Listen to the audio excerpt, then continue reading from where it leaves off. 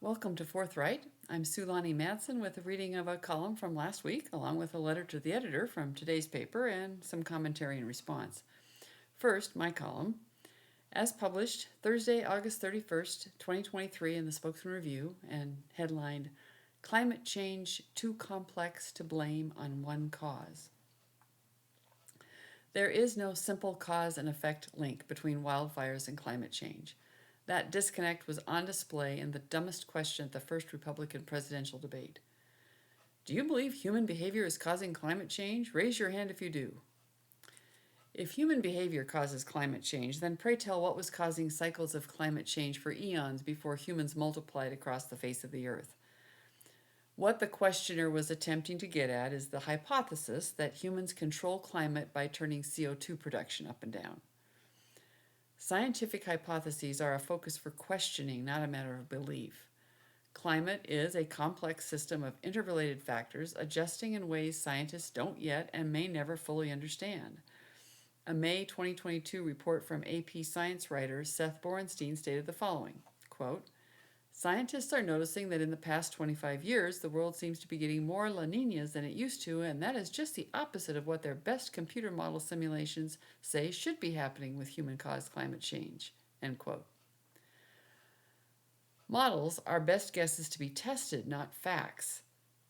But the question wasn't about science, it was about politics. Cause is a word designed to drive panic, fear, and guilt. None of those emotions is useful to problem solving and innovation, but they are useful weapons of political manipulation. Does human behavior impact normal cycles of climate change? Yes, but not in isolation from constantly shifting environmental factors, nor in a simple cause and effect.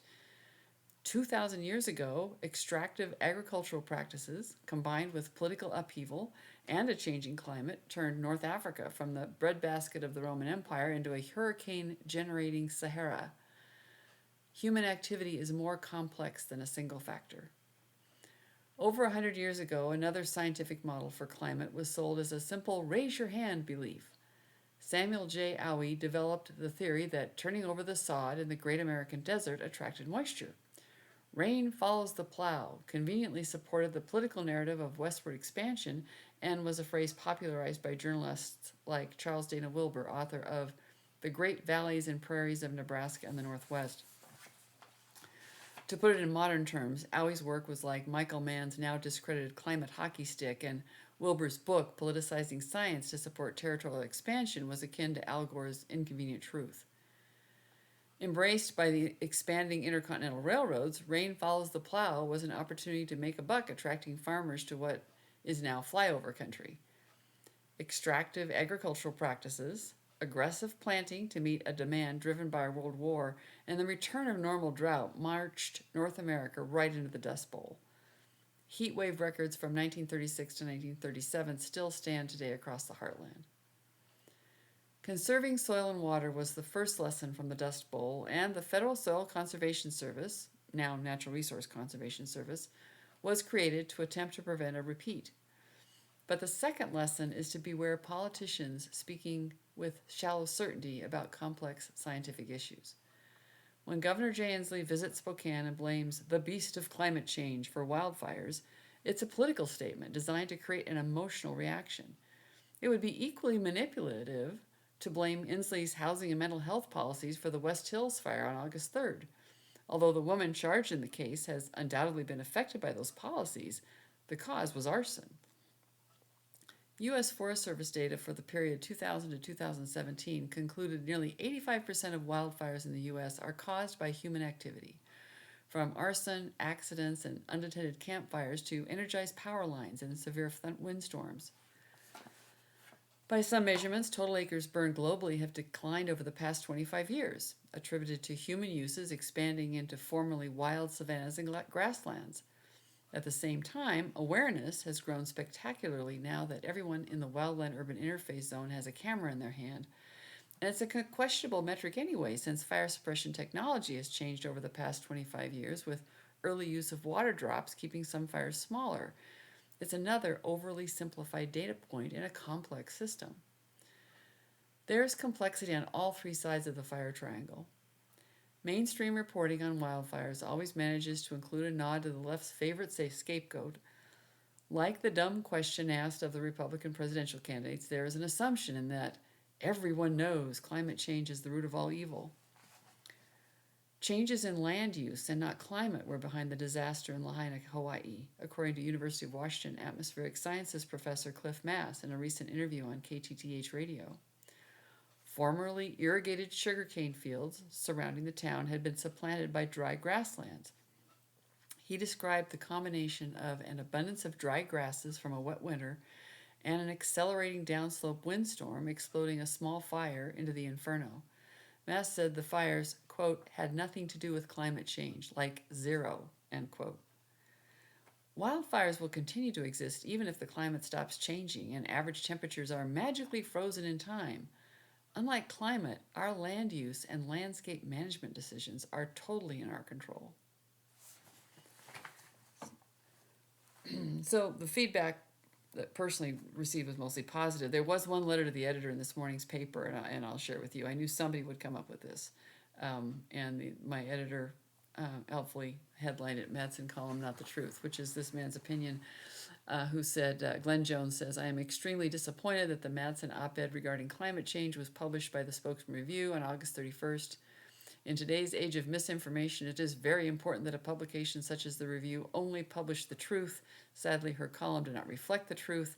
I rely on the Review for reliable, truthful information. You failed me this time. Well, Glenn, you are sincerely underinformed, and it's not your fault.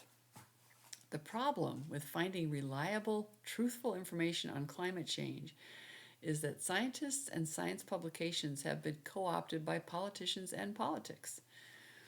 A recent article in Barry Weiss's Free Press illustrates the problem, and I'm going to give a little bit of background and read a few excerpts here, and this is going to explain why it's so hard to get that information.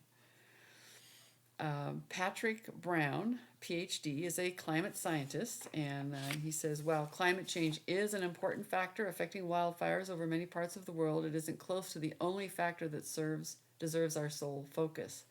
So why does the press focus so intently on climate change as the root cause? Perhaps for the same reasons I just did in an academic paper about wildfires in Nature, one of the world's most prestigious journals. It fits a simple storyline that rewards the person telling it.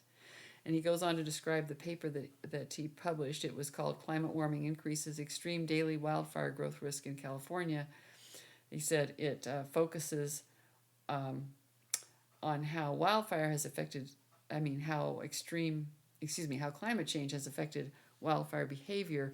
But he says, I knew not to try to quantify key aspects other than climate change because it would dilute the story that the journal was looking for. And the reason that this happens is because if it's publish or perish, if you've ever heard that phrase, somebody who's in academia, and at the time that he started writing this paper, he was an assistant professor, and he needed to publish. He said this instinct to need to publish and to shape the report to suit the audience distorts a great deal of climate science research, misinforms the public, and most importantly, makes practical solutions more difficult to achieve. This is what Patrick is saying. And he goes on, there's a lot of competition to get in those journals. Savvy researchers tailor their studies to maximize the chance that they will be accepted into the journal. And so he goes into how it works. And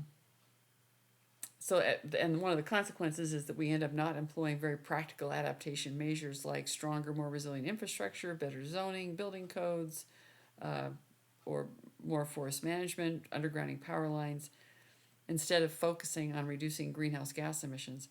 And so he says, quote, so in my recent Nature paper, which I authored with 7 others, I focused narrowly on the influence of climate change on extreme wildfire behavior. Make no mistake, that influence is very real. But there are also other factors that can be just as or more important, such as poor forest management and the increasing number of people who start wildfires either accidentally or purposefully. And he said, in my paper, we didn't bother to study the influences of these other obviously relevant factors.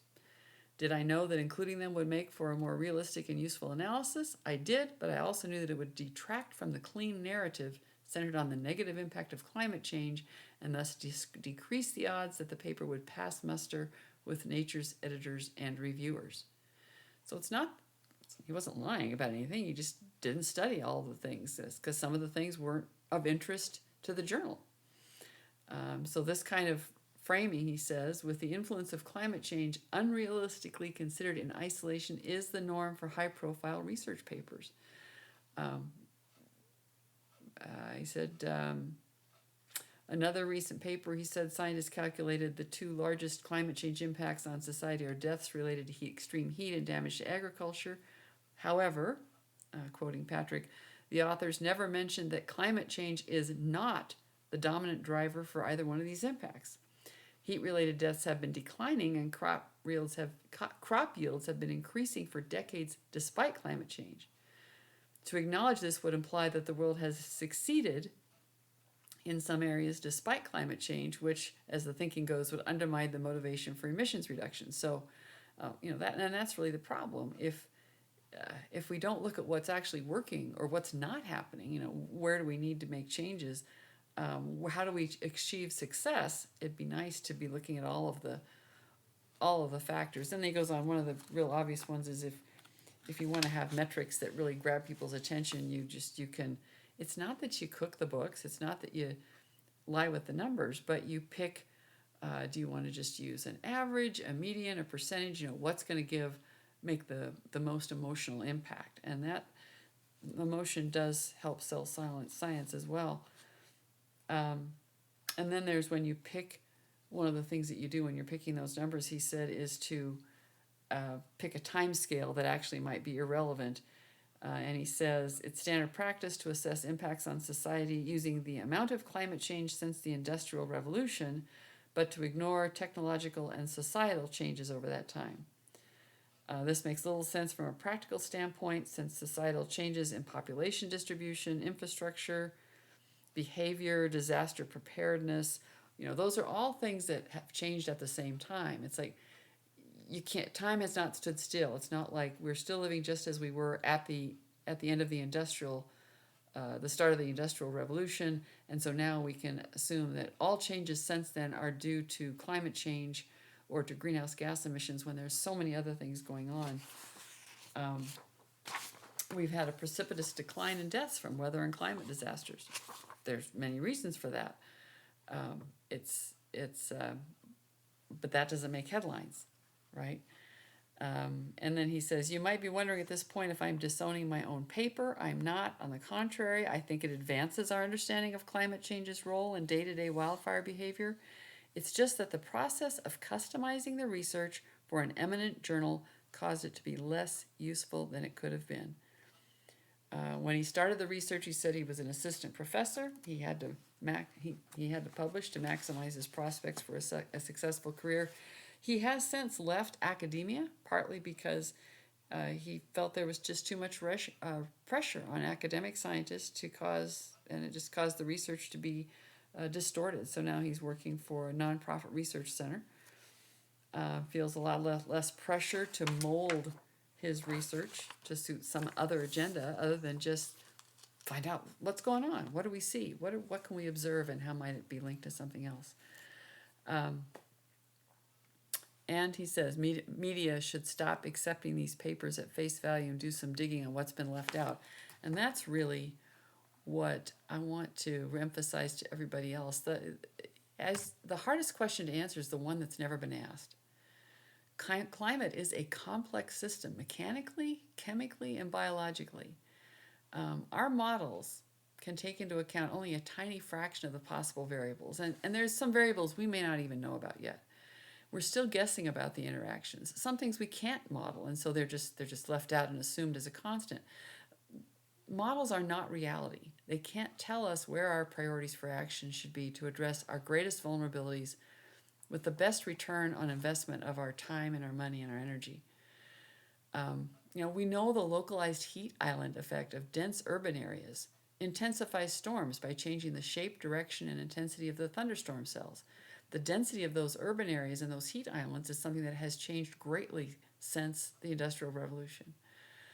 We know we are now totally dependent on electric power for modern civilization. It's not, we don't run on gas or oil or coal, we run on electricity. And we lose electricity, we lose everything. We know that 80-90% of all wildfires are started by humans, and one of those sources of ignitions is our electrical infrastructure failing in severe storms, mostly when trees fall on it. We'd do more to keep carbon out of the air if we invested in better forest management, better management of those lines, and hardening and where possible burying our electrical grid than the same amount of money put into expensive carbon control schemes. There was some really interesting articles that I read about, does burying, what's the payoff? If we spend the money burying electric lines, how much do we save in these other, in wildfire disasters? We don't have those conversations because they don't fit the narrative that everything must be about reducing carbon dioxide as a greenhouse gas. And when we focus solely on controlling the human impacts on carbon dioxide, which is already a trace gas that makes up 0.04% of the Earth's atmosphere, we miss addressing our greater vulnerabilities in places where we can have a much greater impact on human safety and human welfare and on a healthy Earth. There's a whole slew of resource links on the Substack page to articles that I was reading as I was thinking about that dumb question at the Republican debate. I'm sure we'll keep hearing that dumb question in future. When you hear it, just pity the poor candidates who have to try and put up with that and figure out a way to answer that isn't going to turn them into a 15-second soundbite to try and make them sound like an idiot. There's no good answer to that question. It's a bad question. Read for yourself, reach your own conclusions. Subscribe on Substack with or without a pledge to receive notifications of new content, and thank you in advance. Let me know if there's topics that you are interested in hearing more about. I'm always looking for good column topics.